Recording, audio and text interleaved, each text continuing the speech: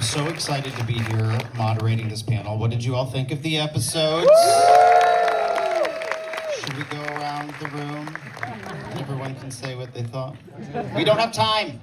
We don't have time because we have a very exciting panel here this afternoon. You know, from the moment the show aired, season 1, it was a huge hit, a huge success. Season 2, even bigger success. Season 1 earned 3 Emmy nominations. Ooh, wow. Season 2 has earned 5 Critics' Choice Award nominations, 3 Golden Globe nominations, and 1 Actor Award nomination. How about that? So we are very lucky this afternoon that we have some of the cast and some of the amazing creative team here to talk with us. So I'm going to introduce them. First up, we have casting director Brett Greenstein. Yes, we also have music supervisor Jonathan Leahy. Costume designer Negar Ali-Kline. Yes. We have, she plays Esther, Jackie Tohn. Critics' Choice nominee Tim Simons. There's Tim. Critics' Choice Award winner and Emmy-nominated actor Adam Brody. Emmy-nominated actress and executive producer Kristen Bell. And creator, writer, and executive producer Erin Foster. Look, they're all here. You just saw them on that screen, and now they're in front of you. Give it up one more time for your moderator, Andrew. Jackie, you give and you give. All right, now the hard questions. Erin, we're going to start with you. Great. So, Erin, as I said, season 1, huge success. Well, you can say it to me. Say it to me.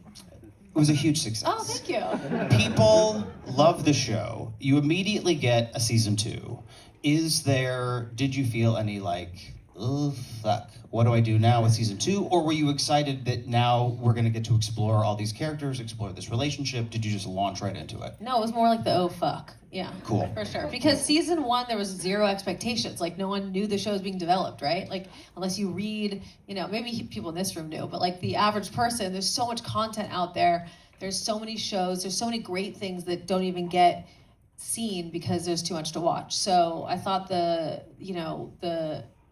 ability for whatever we were going to make to be seen by a ton of people and a hit was very low. So then when it hit, I was like, okay, I guess we got something good here. But then season 2, you have so many people paying attention and having a very high expectation. So I was really nervous to let those people down. Were you at all nervous about showing a new aspect of Noah and Joanne's relationship? Because we got to see the falling in love part and all of that, but now you've got to show what is this actually, how does this work? Yes, it was a big risk, season 2, sort of showing not the idealistic side of a relationship, but that next 6 months where things can get tough and you really do settle into what this life could look like together, and it's not always perfect and easy. And I find that that's the foundation of any great relationship. And so, the hard stuff. Yeah, because once you've gone through stuff together, you're like, okay, now this is a real love affair because we love each other through the things that we've been through. The beginning, it's sort of all your pheromones are activated. And you're just you might hate each other in 3 months. You have no idea. So I was nervous to show that side. But I think it was important to do because I don't think we want to make a show that is reinstating this fantasy that's unattainable for most people. I really want it to feel like a love story that everyone could have. Well, I did see a billboard on Westwood that said it was the greatest rom-com in television history. I think I said that. So, you couldn't see who said it, so it might have said Erin Foster underneath it. But, so along those lines, Adam, season 1, we spent a lot of time, seeing all of your green flags. Green flags. But now in season 2, you've got to take this guy from being sort of perfect potential partner, boyfriend, lover, and now show a more human side to him. So is that a little nerve-wracking as that unfolded, or were you excited to show a different side of him? No, I was excited. Yeah. The more comedic red flags were very fun. And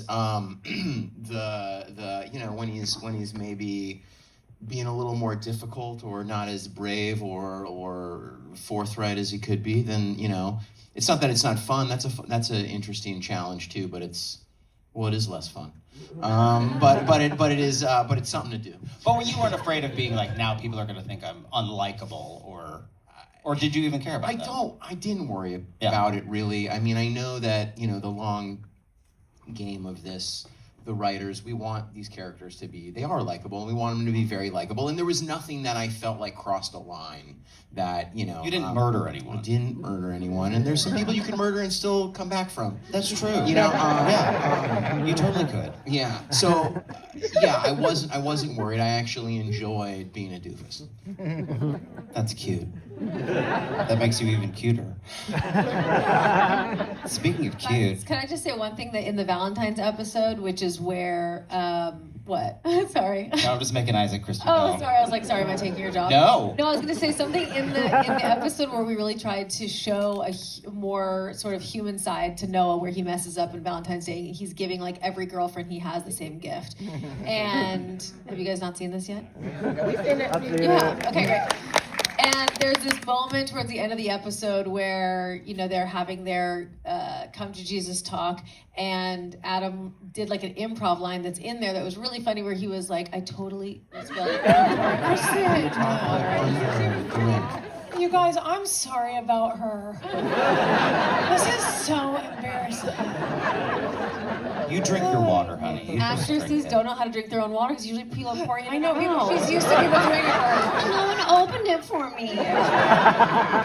Usually there's someone just to pour it in your mouth. There's a moment in season 2 when we're in Valentine's Day episode and the necklace.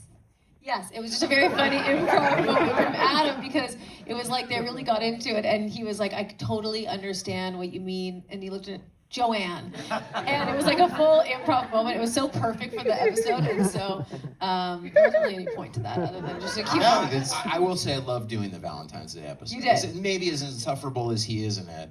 That was very fun for me to do, and I could have done that all day. Risky episode too, because on the practical side, we actually had to shut down production because when we filled that bathtub with water, we were shooting in a practical house that we were renting, and the bedroom that was beneath it, because the bathtub was on the second floor, so all of us were like crammed inside this tiny room, and Adam and I were in like nude bodysuits getting into the bathtub, and then all of a sudden the guys in the playback and the camera guys were below, and they were like, wait, and it was just raining. It was just raining on them, and then we were like, hold, Gio, and they had to have like a contractor come out and check the house because they were worried the bathtub was going to fall through the floor. Is that You what must have Supreme been were about? humiliated.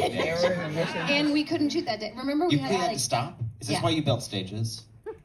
For the next? yes. Because you can't break any Because more of the houses. bathtub. Because of the bathtub. Yeah. And we it was bad karma, so we didn't put a bathtub in the news. But it was mostly Smart. because the neighbors in that neighborhood were really, really sick of us being there, and so Well. we did them a favor and went to the Disney lot. That is tricky. Kristen, did you have any, Joanne sort of comes in hot in that first season. And now in the second season, you get to show like a little different kind of cozier side of Joanne. Was that sort of the flip side of what Adam is talking about? Did you? Yeah, I really liked the way that Erin. I mean, first of all, I know you were saying that you were nervous, but about season 2. But from my perspective, that was very hidden because I've always like built off of your confidence in like, okay, because I was nervous initially because this is a will they won't they show, right? And you have a will they won't they, and then you decide whether or not they will or they won't. Where's the show? But Erin was like, no, now the show begins. Now we get to actually show a real love story. Now we get to show what growth looks like and communication looks like. And so I felt no nerves at all because I felt like whatever you were laying out in front of me of like the pitch for season 2, I was like, oh, that's actually really cool. And like, truly, why has no one ever done that before? Shown a real, actual relationship. And then I also loved the idea of that Joanne was much more messy than Noah in the first season, and the idea of wanting to flip that was very interesting, where Joanne was kind of doing it right, but maybe Noah was making some mistakes. It felt right and natural, and I trusted them, and I liked the scripts. Well, that's helpful. To like the scripts. It is helpful. I think we've all done things we didn't like the scripts for. Not as much fun. Now, I want to pivot to something that I think a lot of people talk about on the show, which are the clothes. Yes. So, yes. So, Negar, when you're looking at these scripts, right, and you're seeing sort of the trajectory of these characters and the shape of their season, and how are you getting in the headspace for, like Jackie, for example, like, you know, she goes... Yeah, what's up? Yeah, no, not yet. Not yet. I'm ready. I'm ready. Do you have a question? Power down. No, you're right. You're right. You're right. I'll bring you back up in a second. Okay. How did you sort of like, you looked at this and you were like, okay, how am I going to show her sort of emotional arc in the second season? Yes. Well, I think Esther's arc in the second season had the most pronounced costume transformation. I would say we started the season with higher necklines, sharper shoulders, rich jewel tone colors, and as she's presenting this idea of control through her wardrobe, through these structured silhouettes, even though she might not feel it internally necessarily. And then as the season progresses and she's asking, these questions about her life and examining her life, the language sort of changed around her costumes, where the necklines were getting lower, the color palette shifted quite a lot. Like, for example, one of the significant moments was the dinner that Esther and Rebecca had. Esther is wearing this red off the shoulder top, which is, in season 1, that was Joanne's color. And so now we see her in this color, and it's, she's trying something new, but also just the idea of maybe subconsciously Joanne has affected some of this questioning in her life as well. She's come into all of their lives in a way that's been somewhat disruptive. And now she's trying new things. And then even in the last episode, Esther's wearing a silky apricot tone dress that's very flowy. And I felt like that really, that was a new thing for her. And it was showing that she was more open and more emotionally vulnerable. And that, there was a new version of herself. So sure, all of those things we're thinking about, and it's very intentional, even though it's really, really subtle, but. No, well, having done some fittings with you, you really seem to enjoy the fitting process. You like getting in there. Yeah, I mean, that's where it all happens. Not that way, you sickos. She's very professional, but you do like to talk about the scenes and sort of where everyone's going, and you seem to really love that. It's not random. It's never random. Right. Yeah. And it's, it's so nice, collaborating with Erin, because just from the very beginning, I feel like we had a very similar approach to the characters, where they're grounded and authentic, but also keeping in mind that this is the slice of LA that we're showing is very sort of trend forward. I mean, LA is such a diverse place, and we're showing one tiny slice of LA culture, but it's very sort of trend forward. Well, similar but different, another huge part of the show is the music in the show. And Jonathan, such an amazing job putting all that. Because music really can make or break a scene in a moment. And, I'll be, as an actor, it can make your performance better. Let's be honest. The right song makes you look like you're good. With no music, just a hack. But with music, it's moving. When you were putting together the music for these both seasons, did you immediately know we're gonna do a soundtrack? We gotta do that. Okay, full disclosure, I didn't work on season 1. Well, fuck season 1. Let's talk about season 2. Well, what was fun was I watched season 1. I love season 1. So I'm at home watching the show, watching season 1 with my wife. We fell in love with the show. And then when the phone rings saying, hey, do you want to work on season 2? It's your favorite band calling you up and be like, hey, do you want to play guitar on the next tour? So it felt great. It was wonderful. Erin has a very clear sense of the musical aesthetic, which makes the job fun. I feel like part of the job of music supervisor is responding to choices that have already been made by people who do your job and people who do your job. and choices in locations, hair and makeup, all the production design of it all. We have to be playing within that same world and supporting all the choices that all the other departments have already made. And how are you finding this music? Like, what process do you go through to like find? Where do the kids find the new stuff? Well, How do you find it? we thought what would make season 2 really special is to do a largely original soundtrack. So we had 19 brand new songs that had never been heard before that make up our season 2 soundtrack album. So we worked with Interscope Records to do that. We worked with Simon to do that. And the great thing about working on a hit show, and we were talking about this just minutes ago, the great thing about working on season 2 of a hit show is everyone wants to jump on board. And so when you talk to a label and say, hey, we're putting together a big, ambitious A-list pop soundtrack, everyone wants to be on it. So you're pushing a lot of open doors, which is great. It's a tribute to the show. That makes it a lot easier. Yeah. Jackie, you're on. Oh my God. What are your 16 bars? Okay, I panicked, Tim. You're right. That was the longest I've been quiet for in a long time. Now you can talk. Now you can talk. Jackie, what do you want to say? No, Jackie, you, between season 1 and season 2, Esther goes through quite a transformation. Yeah. Quite a transformation. Were you excited about this, or was it also, I mean, it, comes with, well, now I feel like I'm dipping into season 3, but season 2, yeah, you talk. Okay. Don't say anything. Yeah, I love this show so much, and awesome. what'd you say? Awesome. I hate you. Everyone's having trouble getting back into the headspace of season 2 because we just wrapped I know. Season 3. So this is, you're reaching back a little bit. You probably did not rewatch season 2. No, but I should have been in here for the screening. I would have had a way better prepared Well, answer. you go through a Okay. transformation. I do? Yes, Oh you're my showing God. your That You'll shoulders. say at the end. That sounds exciting. Okay, so what I was gonna say is that that I love the show, awesome, and then just that I am so pumped to get to do all of the things that I was asked to do in season 2. And all right, that wasn't a joke, but I appreciate my mom and dad for laughing at whatever. No, it's not.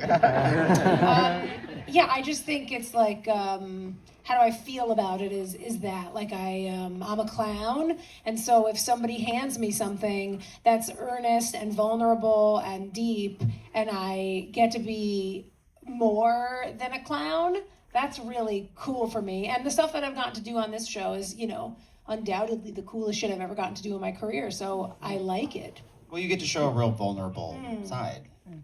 Yeah. You're very good at it. Hey, thanks. It's true. Tim. Hey, Tim, what do you think of my suit? I think it's good. It's got like a sort of casual California thing, but you dress up for the occasion. The open Thanks, Tim. collar is sort of like Kristen. No, Tim. Now you have a really crazy moment in episode 9, I believe it is, where Sasha really loses his shit. Oh, you recall yeah. this? yeah. Yeah. And I thought it was fascinating because you play such like a nice sort of like affable guy. And then were you excited to read like, oh, I really get to like figure out how this character is going to lose his shit? I think there was something that I liked about that, and this is something we've kind of talked a lot about before, that like as, in season 2 and season 3 that we just finished, you can spend more time getting to know Esther and Sasha, and so I really enjoyed it because if this were like a 90-minute romantic comedy film, that character never gets that moment. And there was also something about that just resonated with me personally as somebody who tends to be like affable and like it's okay, and then like but you like subconsciously are keeping track of all the slights, and then when stuff starts to go wrong. Do you have a burn book? Do you have a burn book? I'll show it to you. You're not in there yet, so I'll show it to you. Okay, thank you. But just that thing, but one thing that I really liked also about it, and Kristen just said this a week ago, and it's been stuck in my head, this idea of like, we get to do all these things, and also we still get to be a comedy. So even in that sort of moment where there's an explosion, it all comes from this thing of like, they all have jokes about the fact that they have no idea that I've been doing jujitsu. So it's also like one of my favorite bits of the season is them all figuring out the different ways that they didn't know that I was doing jujitsu, but also my own like just like my own anger that they have ignored this part of my life. And it like, you know what I mean? Like I loved like those two things coming together. Yeah. It's very fun to watch. Brett, on the casting side, you had this incredible... All of you are here, including you, Andrew, because of that. I know. So my question is about self-tapes. How important is the slate? Because I don't think the slate is important, but maybe it is. You didn't slate on your audition for this. So I didn't. You got it anyways. I refuse to slate. Yeah. I just don't like being like, I live in New York and Los Angeles or Atlanta, like Toronto. Also, They're funny because it's usually like, I'm willing to work in LA, I'm willing to travel, I'm willing to live in a hotel, I'm willing to do an accent, and you're like, I get it, you want the job. But you have this amazing core cast. You're now, season 2, season 3. You're opening up the cast with more. With more guest stars. What are you looking for in terms of you want people who can sort of match what's happening, also bring something new to it, but also not disrupt the balance of what works so well? Yeah, I think, we really just look for comedically strong actors who we know could naturally fit into this cast. We have comedy heavy hitters here, so we're looking for people who can really just step up and play, get in the playground and have fun. Obviously, improv is encouraged sometimes, and we like people who can be loose with it. I think that the writing is so strong on the show, and everything is the dialogue is so natural and realistic that we just want actors to bring their thing and just have fun and just kind of mesh in with the people here and just we're not looking for big, we're not looking for knock it out of the park and pranks and that kind of thing. We just want you to just be natural and I think that's just the way we go on the show. It's just very realistic. Now, as Jonathan was saying, like once the show is a hit, it must make things a little bit easier.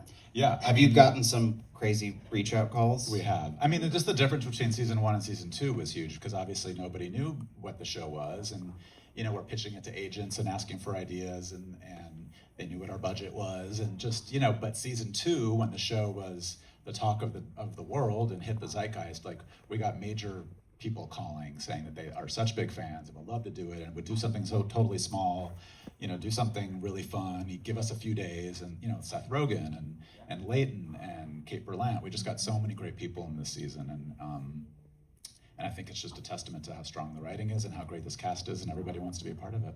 It's true. Now, Jackie and Adam, both of your partners were on season 2. Yeah, together. Yes. How was that? As partners. How was that? It's the best. It was the best. Was it weird? Was it like bring your kid to school day? I mean, or bring your kid to work day? Yes. Or did it feel? Yes. Yeah. It was. Like this is where the snacks are. It was the absolute best. So my boyfriend Joe Gillette plays Leighton. Okay, my boyfriend Joe Gillette plays Adam Brody's wife, Leighton Meester's TV husband. Well done. It got really incestuous. We tried to track it, but it was so messy. Yeah. Did you enjoy it? Did Leighton have a good I time? loved it. It's what's so nice. It was like she's not my kid, but it is. She is my family, and this is my other family. And everyone to merge those two halves, and everyone is so nice to each other. Everyone has heard so much. I mean, many people have known Leighton anyways outside of the show, but Woo. strong woo. Give it up to To bring those halves of my life together and bring, it's just the best. Truly the best. Absolutely the best. She felt so welcome, which is not always the case. No, I've done other. We've worked together before, and it's not always as welcoming. Yeah. Yeah. Well, I got to work. I got to work on. Yeah, well, I want to name names too. I got to work on season 3, and I will say it is an incredibly welcoming cast, an incredibly welcoming crew, and you make it very easy to fold in with all of you. So it really, what comes across on screen really is happening off screen too. I gotta say. And the snacks are great. And the snacks are great.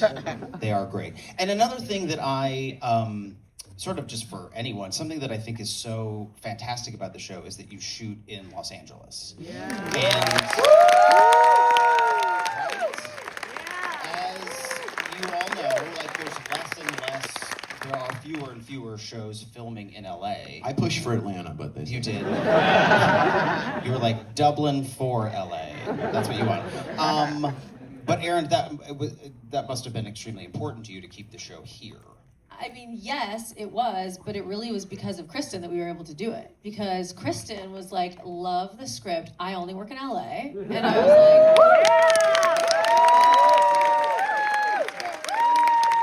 But don't you feel Kristen then is making that step and saying this has to happen here? Yeah. That does have a larger effect on the business in general. Yeah, well, that's part of why I make it, because there is really only one person that can say it, and it's me. So if I don't have the chutzpah to say it, it's not going to get done. Because it's important enough to... Look, I am raising 2 kids here. My husband works here. Like, I'm not interested in moving to Vancouver. I don't like to work enough to do that, to be honest. I like work, but I don't, not enough to move. And it's really important that I am able to drop my kids off and pick them up. And so I said, oh my gosh, I absolutely love this script. And thankfully, you guys were excited and Netflix was excited. I said, just the caveat, if it shoots here, I am in, we can start tomorrow. And I feel like I'm doing it selfishly, but I also do it out of responsibility because I'm the only one with the leverage to be able to say that. And then, by the way, look at who we get, because everybody else has families here and doesn't want to go out of town. And then we get to show everyone just benefits. The crew gets to stay with their family. Yeah. They get to see their families at night. Like, no one mentions that there's 85 other people that aren't up on the stage that put their heart and soul into this show that are the reason that we're lit and they're the reason that we're, on camera at all. And I guess, a couple years ago, I felt like I needed to be brave enough to say it, and I did, and thankfully, it's really worked out. Yeah. I'll just throw on another little bit of like all of those things included. I think it's a very LA show, and just the fact that the background that you're seeing is just actually LA, it then adds to the actual production of the show. Like, so sort of from every angle, it's incredible that we shoot here. We're not dressing up another city to try to feel like LA. It just feels like Los Angeles because we are shooting it here. Yeah. And it's a love letter to LA, I think. It's like the way we shoot the show is so beautiful, and especially the east side. I love seeing It was so cute. There was one lady that was dying to clap the whole time, and for that, she just was like on the edge of her seat, being like, "They shoot in LA." I see you, man, with the cute Peter Pan collar. And I just was so excited. I finally got that clap out after Brett. I just wanted to say, I see you and I'm happy for you. Chopping at the bit. Brett, do you feel like there are more shows coming to Los Angeles now? Like, do you feel like that's He doesn't. I hope there are more, for sure. Yeah. It does. I am seeing articles of like, this one's going to shoot in LA, and this one's moving to LA, and hopefully there'll be more of that. I feel like the attitude change is palpable in terms of the citizens wanting to push the government to do something about it. Yeah. Where there hasn't been that same will, I don't think, before. Right. Anyone I've talked to that's either getting in on a show at the ground level, like I did with this, I tell them this idea of like, maybe this is the time for you to use your leverage and have like massive benefits for all those people around you. And I think that like one thing that everyone walks away saying that makes me so proud is that they have so much fun on this set. And like our crew is so much fun. They are absolutely radical. The cast is so much fun. We're all genuinely friends. We hang out, like we love this job so much. And I think you cannot discount how people can go to work happy when they are working at home, when they can go and sleep next to their partner at night, or see their kids for dinner. You can't discount how much more creative they can be, how much more loving they can be. No one's sitting in a hotel room like miserable and alone for 6 months of the year because that's the work they have to do to support their family. Like, all of that benefits the whole thing. And then when you have that kind of charisma and love, it transcends the screen and people see it and they're like, this show's so fun to watch because we're having fun, because we're real people living real lives. Yeah. Very beautifully said. It's harder to have affairs when you're working. It's trickier. You know, it takes more But you know planning. what? They still make it work. It's true attitude. Not impossible. Yeah, Not possible. Not impossible. Thank you, Tim. It's really inspirational. I have gone sort of rogue from the Netflix questions that they've asked me. So I am going to honor the Netflix people and ask a question from their list. Can you, this is for anyone, the first one to answer. You ready?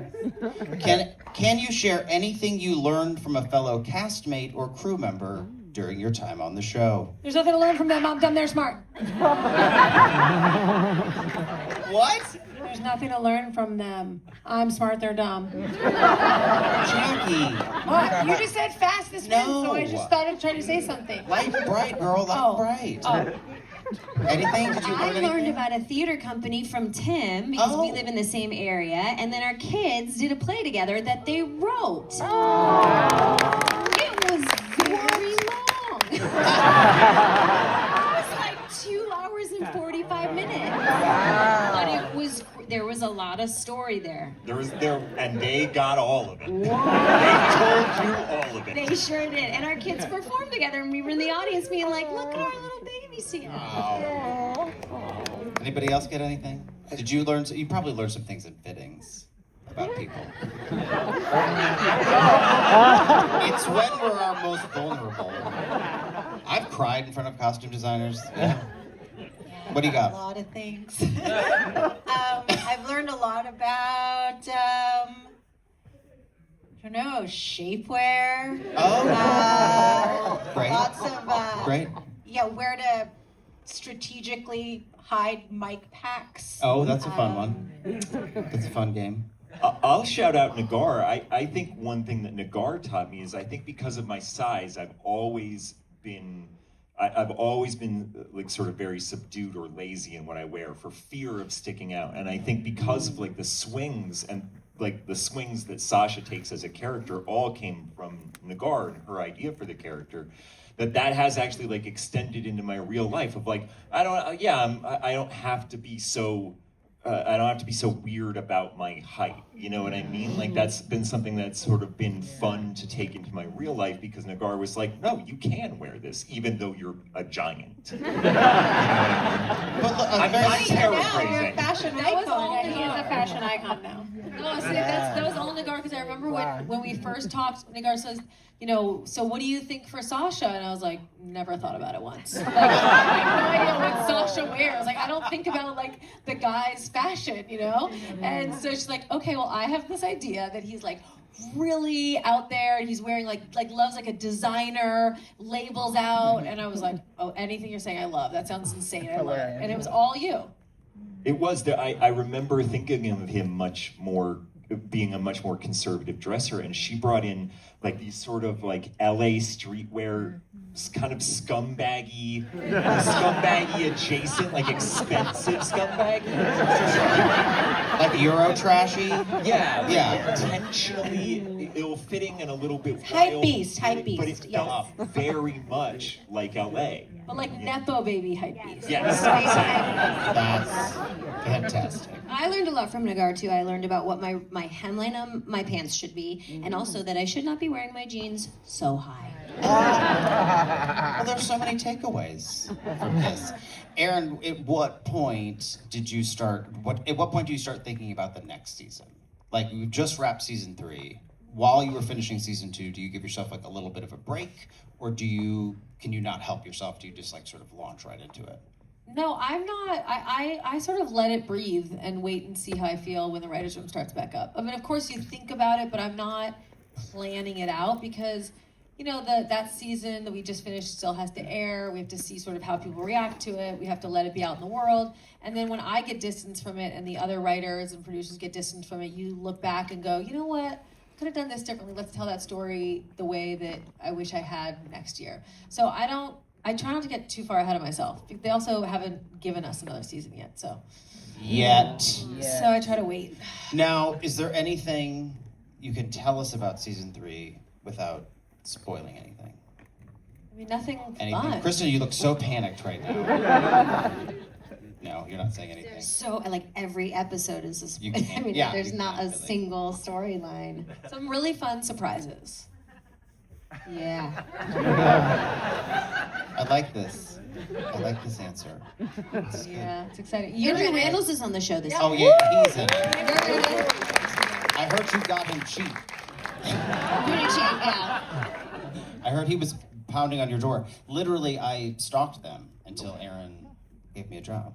No, we wanted to give you a job. Well, We were that's nice looking of to you to give say. you a job. And then we opened the door and you were standing there. And that is correct. I was like, did you say my name 3 times? Did you say it? Well, this has been fun. Yes.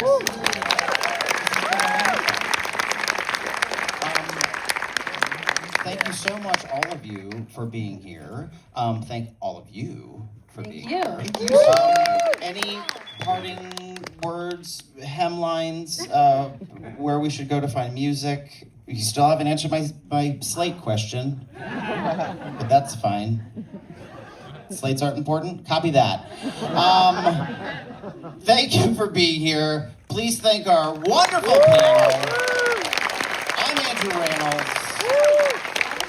Good night. Happy holiday weekend.